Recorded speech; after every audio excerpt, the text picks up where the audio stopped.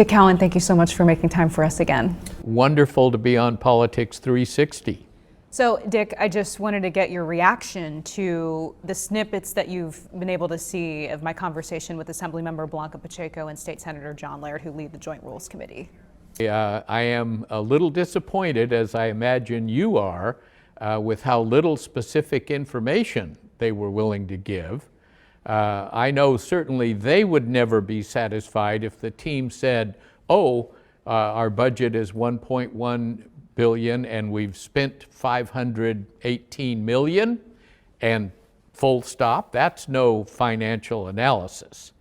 They wouldn't accept it, and I'm really hoping they will finally give us what the professional project managers call a proposed cost at completion. What will this have cost us when it's all done? That's the question that you want answered and the public wants answered. And I believe they've been getting an answer to that question every month from their professional management team. Why passing that along isn't sufficient, I don't know. After this interview, I did obtain a copy of a legislative memo that they sent out, and some of the information in there they did not include or share in this interview, including the fact that they're cutting ties with MOCA, the project management company that's been a part of the annex since the start. Your reaction to MOCA no longer being a part of this project? Well, it's highly unusual to change the project management consulting firm in the middle of a project. It has occurred in the past. There are kind of two scenarios that are more common than others. One is that MOCA was telling the legislators all along, please don't add scope until we have hard numbers on what this will do to our costs against our budget. And now perhaps it's embarrassing to have them in the room because what they were recommending turned out to be really important. Or the second possibility is that they failed to manage and predict this final cost at completion well, and now that a much bigger number is surfacing, confidence is lost in MOCA. We don't know. We don't know. MOCA, several of its consultants, employees, workers signed non-disclosure agreements in this project.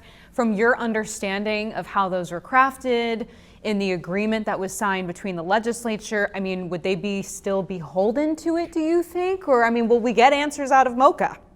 Well, I'm not an attorney.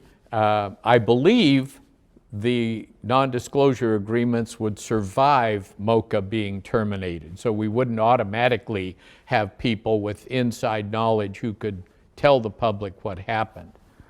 You know, I think for the legislators themselves to be able to ask themselves, hey, what the heck happened here? How did this project get so big? They're going to have to invalidate those non-disclosure agreements and go to the separate parties who have bits and pieces of the information.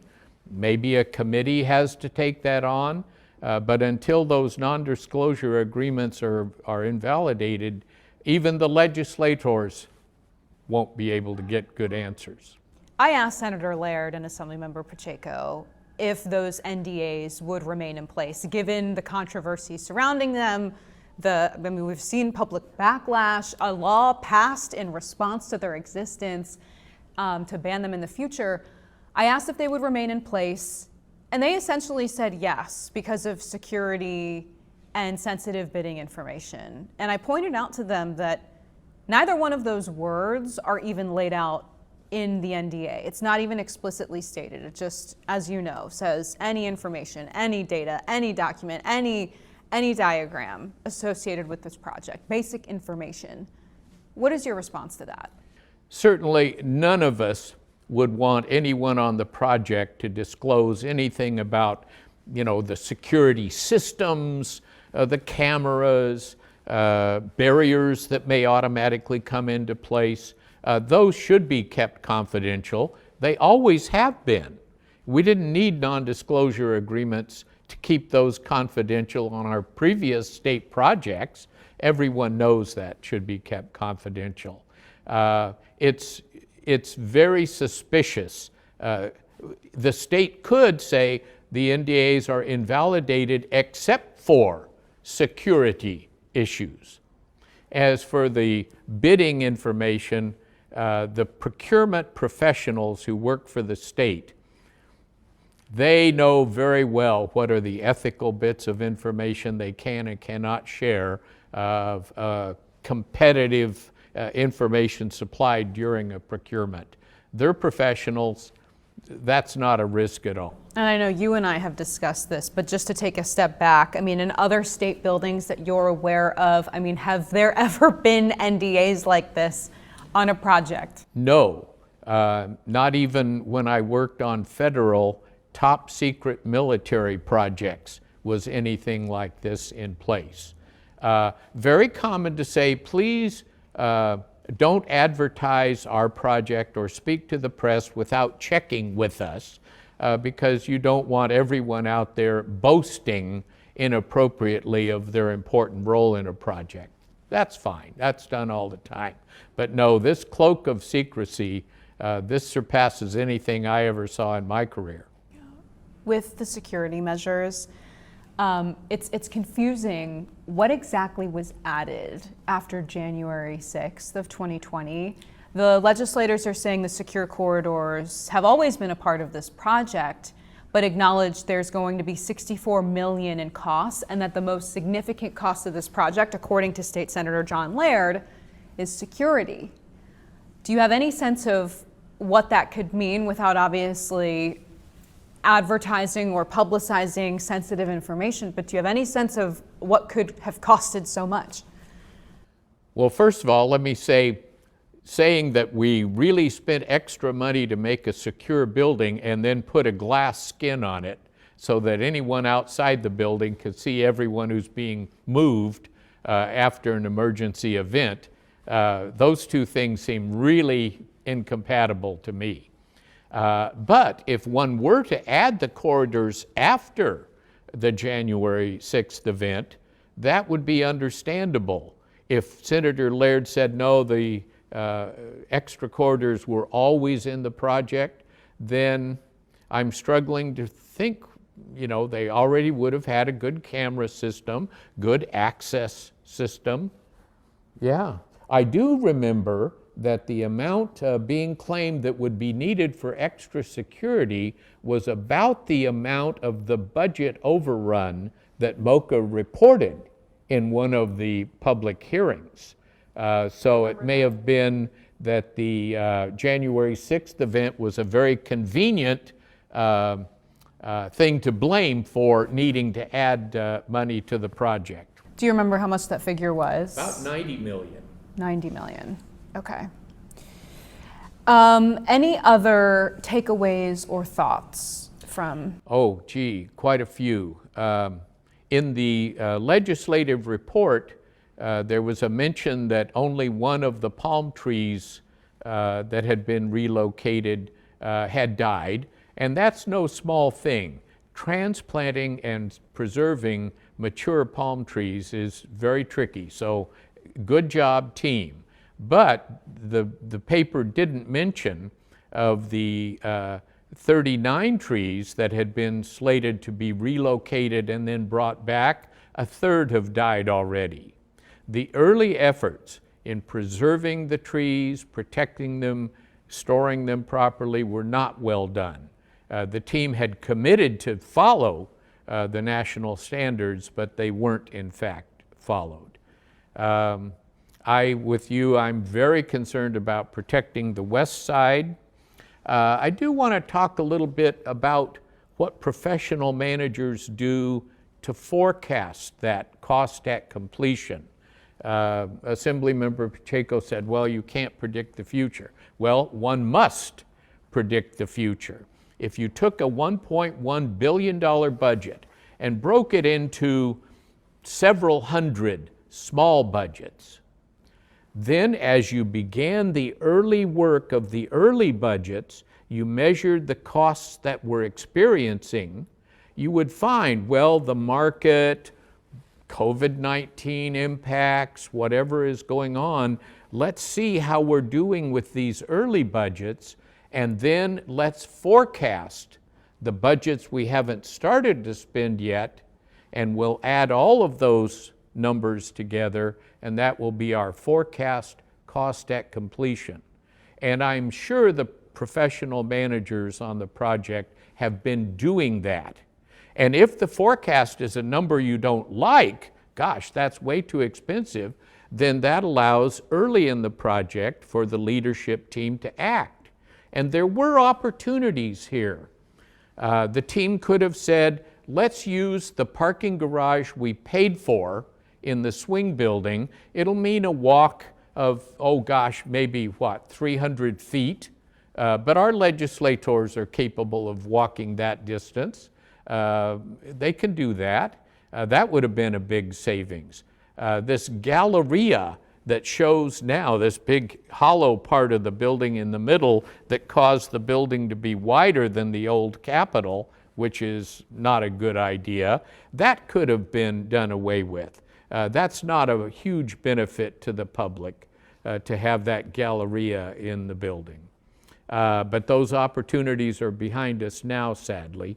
But that professional management approach to forecasting, I'm sure it has been done for the legislative leaders. But bringing in a new project manager, we obviously don't know who it's going to be. I mean, Assemblymember Blanca Pacheco sort of suggested early this year, this upcoming year, we could see that outlook. But I mean, wouldn't there be some lag time simply because a new consultant's coming in? Absolutely, absolutely. That new firm, they'll put their best brains on looking at everything that's happened to date and their experience out in the marketplace and their experience during and after COVID. But it certainly, I wouldn't be surprised if it would take them a couple of months to make their own fully independent analysis of the projected cost at completion. As there, on the West Side Visitor Center, there was really no commitment. I know you briefly mentioned this, but there was really no commitment from the chair as to whether this was in or out of the project, sort of leaving it open. I know that was a big fight. What's your reaction to that? Yeah, it sounds as if putting it on hold allows the money that would have been spent on a West Side Visitor Center to be used by the annex building in its cost growth or scope growth. And then only after the dust is settled and the new annex is built, then someone could say, oh, and we need some money now to build a visitor center. So that's a fear that people will be confused about that money, and I was glad in your interview you asked them, now that money should cover the future cost of a visitor center, right? And that answer was not at all clear. But of course, we strongly believe that any visitor center on the West is a damage to the view, to the importance of the main facade of our 1860s Capitol. We're really proud of that Capitol. You know, if you think in 1846, when the U.S. grabbed California, the main industry was harvesting cows for their hides for the leather belts to drive the East Coast Industrial Revolution. 14 years later, we're a state and we say, we want a Capitol and it should be like this. Wow, that's really a statement of the importance of that building to California. And to see the West Side cluttered with a visitor center would just be a tragedy. A final question for you. Senator Laird and Assemblymember Pacheco said that they were doing the interview with me this week because they wanted to be more transparent. They think it's important. And this comes after not having a single hearing since either one of them took their positions on the Joint Rules Committee within the last couple of years. Again, the website had not been updated, but they now want to make an effort to be transparent. What is your response to that? Well, let's take them at their word. They have an opportunity to do something that's really excellent for the state of California. They have a chance to open up, to tell the story of how the project scope grew, to tell the story of whether the costs of that were recognized at the time or whether the costs have sneaked up on them. They have the chance to name names and to say, here's something we learned, and certainly future legislatures shouldn't do it this way. They have a chance if they want to be fully transparent. So I'll be an optimist and take them at their word. All right, Dick Cowan, thank you so much again for your time. Thank you.